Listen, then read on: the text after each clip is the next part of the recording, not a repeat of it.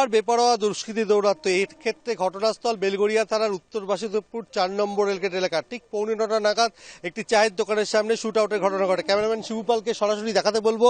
এই সেই চায়ের দোকান যেখানে তার সামনে দাঁড়িয়ে ছিল বিকাশ সিং।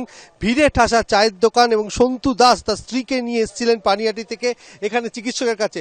ঠিক সেই সময় চায়ের দোকানের সামনে আগরপাড়ার দিক থেকে উসুমপুর বটতলার দিক থেকে 3 দুষ্কৃতী হেলমেট পরা অবস্থায় আসে, বিকাশ সিংকে লক্ষ্য করে গুলি করে এবং পেটে লাগে বিকাশ সিং এর এবং রক্তাক্ত অবস্থায় বিকাশ সিং মাটিতে লুটিয়ে পড়ে।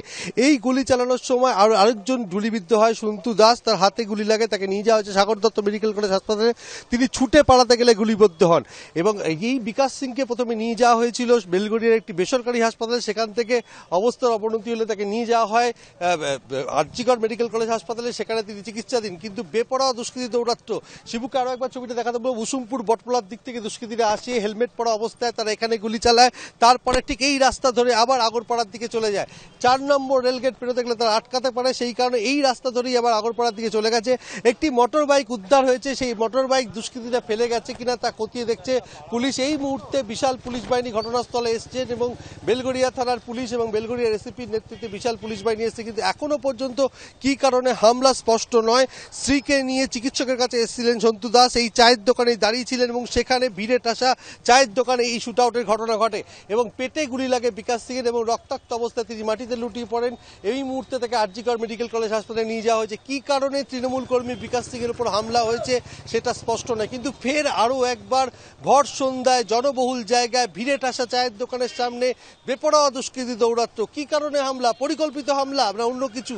আশপাশের সিসিটিভি ফুটেজও খতিয়ে দেখার চেষ্টা করছে পুলিশ আধিকারিকরা, কিন্তু তারা এখনো এই মুহূর্তে অন্ধকারে কি কারণে হামলা হলো বিকাশ সিং এর উপরে এবং সেটা জানার চেষ্টা করছে। ভিড়ে ঠাসা চায়ের দোকান, সেখানে আচমকা গুলির শব্দে আতঙ্কিত হয়ে পড়েন মানুষজন, এলো পাতালি সবাই ছুটতে থাকেন। জনবহুল জায়গায় সেখানে কেন বেছে নিল দুষ্কৃতীরা? তারা কি আগে থেকে রেকি করে রেখেছিলেন?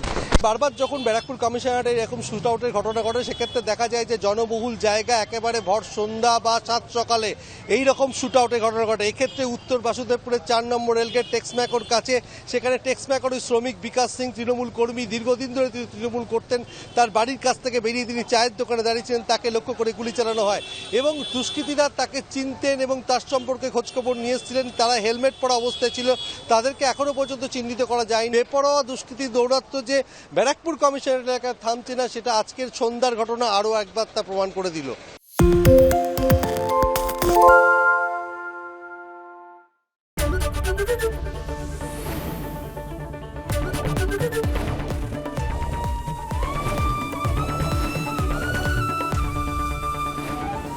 এবিপি আনন্দ, এগিয়ে থাকে, এগিয়ে রাখে।